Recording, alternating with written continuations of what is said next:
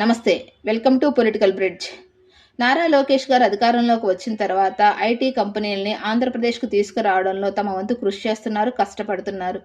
ప్రతిసారి సోషల్ మీడియాలో hello Vizag, guess who, A company వస్తుంది అని కొన్ని హింట్లు ఇస్తూ పోస్టులు కూడా పెడుతున్నారు. ఇక్కడ వరకు బాగానే ఉంది. కాకపోతే నారా లోకేష్ గారి మీద ఒక విమర్శ కూడా ఉంది. ఏంటంటే ప్రతి సాఫ్ట్వేర్ కంపెనీని వైజాగ్కే తరలించడంపై. ఎందుకంటే రాజధానిలో భూములన్నీ అలాగే ఖాళీగా ఉంచుకొని అక్కడ ఏ సాఫ్ట్వేర్ కంపెనీకి భూములు కేటాయించకుండా వచ్చిన కంపెనీలన్నీ వైజాగ్కే ప్రిఫరెన్స్ ఇస్తుండడంపై. ఎందుకంటే రాజధాని రైతుల దగ్గర కొన్ని వేల ఎకరాల భూములు తీసుకున్నారు. ఆ భూముల్లో కొన్ని సాఫ్ట్వేర్ కంపెనీస్ కన్నా కేటాయిస్తే అక్కడ కూడా డెవలప్మెంట్ యాక్టివిటీ జరుగుతుంది కదా. మీరు చెప్పే క్వాంటమ్ వ్యాలీ అనేది ఎప్పటికి పూర్తవుతుందో తెలియదు. అది అసలు ఎప్పుడు అభివృద్ధి చెందుతుందో కూడా తెలియదు.